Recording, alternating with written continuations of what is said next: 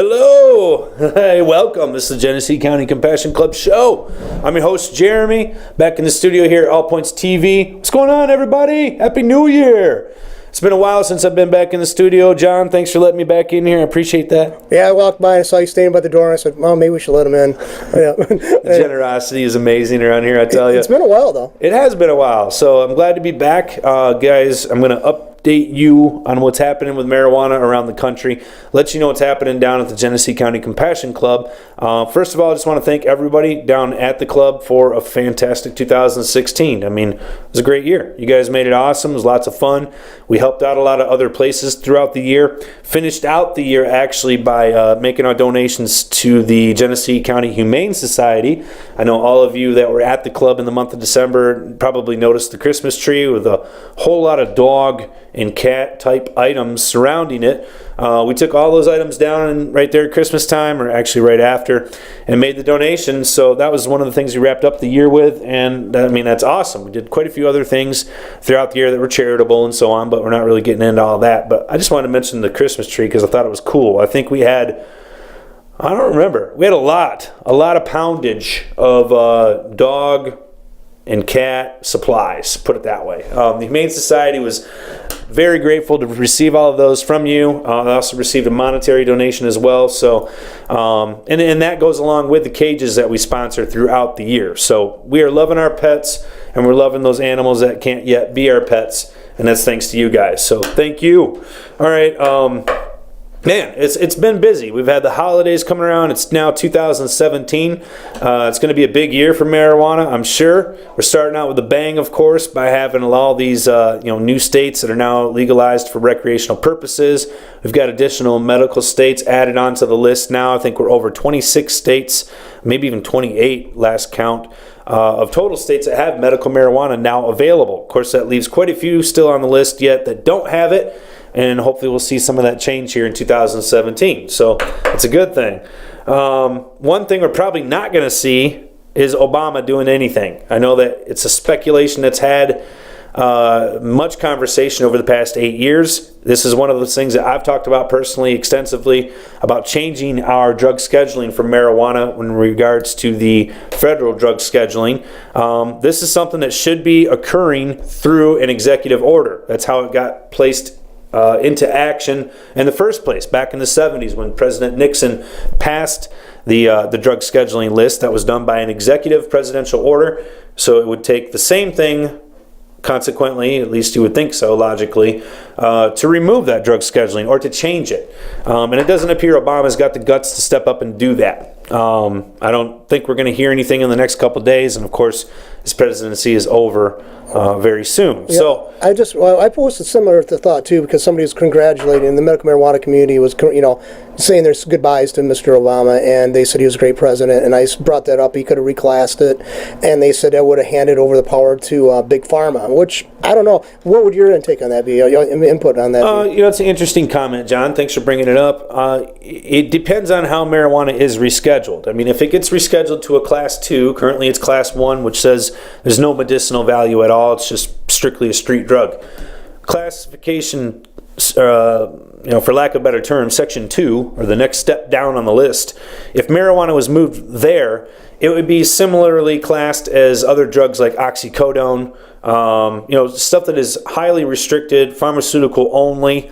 So yeah, John, you're right. If it was rescheduled in that manner, then it would open up the door only for pharmaceutical companies, and it really wouldn't absolve the issues that we're facing in this country. I mean, we've got numerous states now where marijuana is being used for recreational purposes, not just medicinal, but recreational, and that would still make those folks illegal, and would give them no real legal parameter to change that either.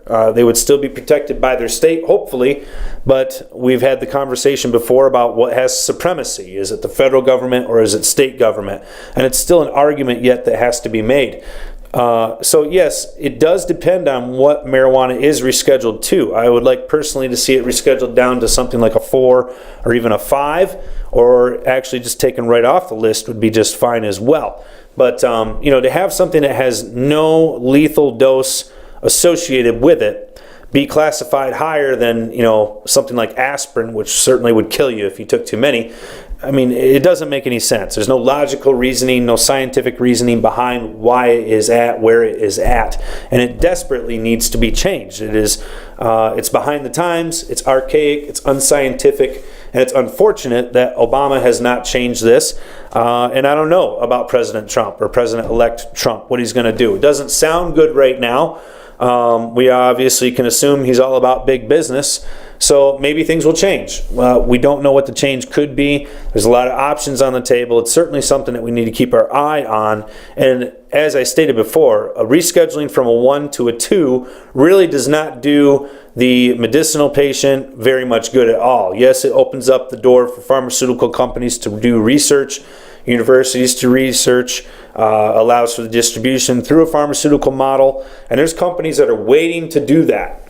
Bayer Pharmaceutical is one of them. Prairie Plant Systems, which operates in Canada under the Health Canada program and currently has mine operations where they grow plants in mines already here in Michigan, that would benefit them. It would not benefit the current Michigan Patient Caregiver Program. It would not benefit your average everyday consumer for medicinal purposes because of the fact that it is only available through a prescription. So, one of the things it could absolve, if it was available to be through a prescription, would be at least maybe then you could potentially seek insurance coverage, which I think this is something that needs to be addressed as well. Certainly could be if we saw marijuana be rescheduled. But again, there's a lot of different ways it could be rescheduled, and there's a lot of debate as to what needs to happen for it to be rescheduled. It might not be just as simple as having an executive action done on that by the president. It may require something at the UN level as well, because a lot of folks don't understand this. Our country's drug policies fall in line and in step with the United Nations drug policy. So if we are going to have a conflicting nature there, as we already do with the states versus federal, I think this is something they want to avoid. So we'll have to see how this goes. You might see the UN change something first, and then the United States come in step behind that, or you might see it the other way around, vice versa. We have yet to see. So a lot of questions remain about marijuana. A lot needs to be done legally, legislatively, for the protection of marijuana. It is still federally prohibited, even though it is widely available across the United States. Just read a report the other day. Between the U.S. and Canada in 2016, folks, $53 billion market. Okay, so when I say it's widely available, it is widely available. It is happening. There are 4 or 5 different companies that you can, invest in on the stock market that are dealing with marijuana. So this is a widespread mainstream thing. No joke. Everybody knows about it now. Something needs to be done. We just don't know what that's going to be. So keep you in tune throughout the year. If anything comes up, of course, we're going to let you know right here on the Genesee County Compassion Club show. Right now, nothing's changed yet. So you still need to be careful. Crossing state lines is a no-no. All the basic things, firearms and marijuana do not mix. It's illegal. Nothing has changed overall. Even though we watch these programs on TV and, like Vice, everybody talking about Vice, CNN, whatever it is getting mainstream, but it is still federally illegal. So, and we need to make sure people are aware of that so that they can make sure that they're protecting themselves and abiding by the laws. All right, I'm going to move on here. I digress. I'm going to go back to the Compassion Club because we've got some other stuff coming up here I wanted to make mention of. First thing is, this Saturday, we got a bowling event. It's a charity bowling event. I believe this is also for the Humane Society. I think we're already filled up. Last I checked, it was like 72 or 73 people from the club are going to be attending this event. So we're going to take over the bowling alley on Saturday. We're going to knock some pins down. We're going to have a good time, and we're doing it for a good cause. So I hope to see you guys there on Saturday. I hope you can bring the family out. It's the bowling alley right down there on Center Road, right before you get to the mall. And like I said, it's for a good cause. So we're glad to be a part of it. Thank you for including us, and we'll look forward to seeing you guys on Saturday. It's going to be a lot of fun. All right. Another thing I want to bring up, soup kitchen. We've got that coming up here. It's a week from this Friday, the 27th. So if you can serve, if you've got an afternoon free, if you could come on down, we definitely appreciate it. That's at the North End Soup Kitchen, right there on Stewart Street, and we'll be serving from 2 to 5 p.m. All right? Next thing is I want to talk about, and this is dealing with here in Michigan. This was back in December. It was a Court of Appeals decision that came out regarding how you transport your marijuana. So if you recall, back a couple years ago, we had new laws passed, and they affected how patients and caregivers were allowed to transport their medication. One of the debate issues was, and it has now been settled, but the issue is does the marijuana have to be in a locked container, or does it simply need to be inaccessible to the people in the vehicle? So if you read the law and you read it word for word and you take it at layman's terms, so like how a regular person would understand language is what that basically means, not an attorney, but a regular person, and you read the law, okay, it basically says that the marijuana needs to be inaccessible. It needs to be basically unusable. So there's a lot of different ways it could be that. All right, it could be in a trunk, it could be in a glove box, it could be in a sealed container, but it does not have to have an actual lock on it. And this is what the case was deciding back in December. So the Court of Appeals had a case. The gentleman had cannabis in his glove box. And I don't know if it was in flower form or if it was in a rolled joint, but it was certainly out of reach and inaccessible for the vehicle's operator. And the police were trying to prosecute him, saying he was violating Michigan's law by not having it in a locked box. And this was clarified by our courts. It does not have to be in a locked box. It needs to be inaccessible. All right, that is the key word, inaccessible. So if you've got it, in a sealed jar, in a backpack, in the trunk, maybe you've got it in a suitcase, in behind the seat, whatever it may be. Like I said before, this particular person had their marijuana in the glove box. A lot of it also has to do with its form. So if it's in a pre-rolled cigarette form, you're going to need to make sure that is stored out of reach, okay, because it's ready to go. So you need to be extra careful about how you're going to transport something like that. Now let's talk about something that, let's say you just picked up a half ounce of your favorite flowers. You don't have rolling papers, you don't have a lighter. This is going to help substantiate that was inaccessible, along with the fact that it was in the wrong form to be used. So it's not like you were just pulling buds out of the bag and eating them like Cheetos. And most current models of cars don't have cigarette lighters installed in them. So a good point, John. So that's another thing. Maybe you don't have any way to combust the marijuana. I mean, if you've got a Bic lighter in your pocket, that's not going to work. But if you don't, like John stated, a lot of vehicles nowadays don't even have cigarette lighters. It's an option. So the important thing is that it's inaccessible, and that's what you folks need to remember. Just protect yourself, because if you get pulled over on the side of the road and you've got marijuana in your car, unless it's in a glass jar, the cop's going to smell it, okay? You reek. You may forgot about it. Maybe you got desensitized to it, whatever it is, but I can tell you that if there's weed in your car is going to stink. And when you roll that window down to give him your license and registration, he's going to know something's up. So you're better off having it in the place where it needs to be, where it should be, stored the way that it should be, and then that way you can positively identify, look, this is what I got, here's my cards, here's where it's at, and you should be on your way and on down the road.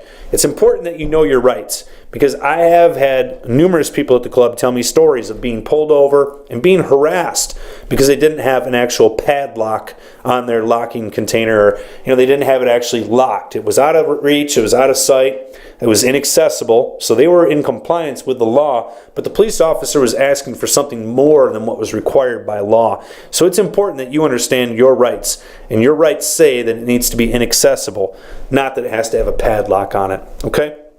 So that was clarified. You can read the Court of Appeals decision yourself. You can just Google it, pull it up. It's pretty easy to do if you want more details or information. All right. Next thing is, there was a law that was passed last year. We talked about it all year long, so you guys know what I'm talking about. This is the Dispensary Bill, the Edibles Bill, the Transport Bill, the Tagging Bill, all that. It's law now. And the interesting thing is that the state has about 12 months from right about now to get everything together. And I've been telling people this for quite some time, that it is going to take time for the state to get that together, meaning the rules, the people who are going to develop the rules, they don't even have those yet. So this is going to be a long process. It's going to be lengthy. It's going to be drawn out, and it's going to be extensive. Okay.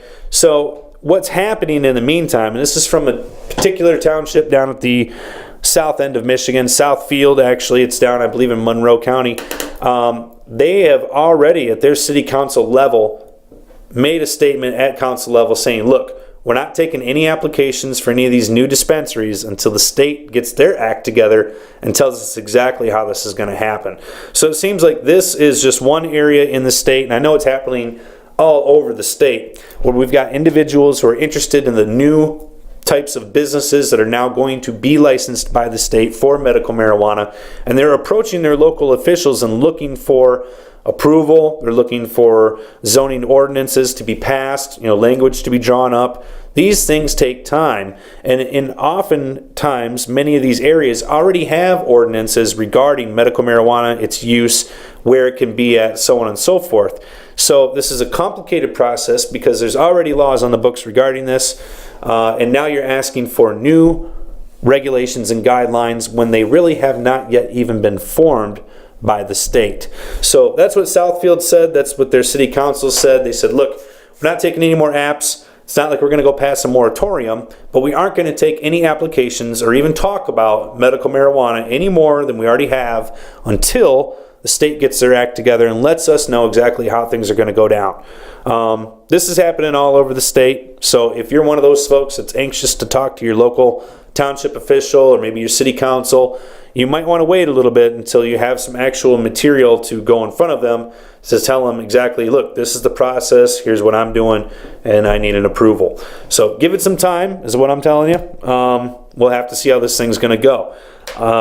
Most of us, I don't think that's going to apply to, but I don't want to discourage anybody from trying. You know what I mean? I think everybody should pursue whatever it is you feel is right for you and go for it with 100% gusto. But I do believe that personally this is going to be a process for the rich and the ultra rich. But I might be proven wrong, and hopefully I will be. We'll have yet to see. So, all right. One more story I wanted to share with you. I thought this was interesting. As you're all aware, I'm sure, Colorado's had recreational weed now for a while, okay? What has been going on is the evolution of that. I mean, if you've got everybody and their brother out there is allowed to have cannabis as an adult freely, or not freely, of course, but I'm sure they had to pay something for it. But they can have it, right? You don't have to have a medical card. You don't have to go to the doctor. You can just use it recreationally, just like you would a glass of wine or a beer. The inevitable evolution of this is, well, where do we go to use it? Currently, Colorado state law says that you can have this cannabis, you can smoke it, you can use it, you can carry it, walk around with it, whatever, but you can't use it in a public place, period. So any place that's considered public, it's not allowed. This is the law for Colorado pretty much across the state. So obviously you've got the, like I said, inevitable evolution where people are going to want to come together and utilize their products together. I mean, it's pretty simple. Marijuana users are generally sociable people, and they would like to be social. They'd like to get together, spend time together, share experiences, all of that, just like regular people do for regular things. We're no different.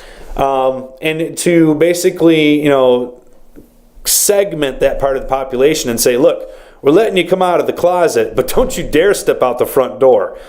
You can't do that, all right? People are going to come out the front door because they want to experience this with other people, with their friends, in a social environment. So what's happening is that basically Denver is probably going to become the first city to officially allow public smoking places. What I mean by that is like a social club, a private club, kind of like what we have. They're also considering allowing places like coffee shops, art galleries, places where alcohol is not allowed, but places where it can still be done on a public level, but yet semi-private. Obviously they're not going to approve you to go ahead and smoke weed on the park bench. That's not what they're talking about. But they are talking about allowing a certain exception for certain businesses to offer amenities and allow people to come in and consume their cannabis in these public places, in these public settings. So I think this is pretty cool. Denver's working on it.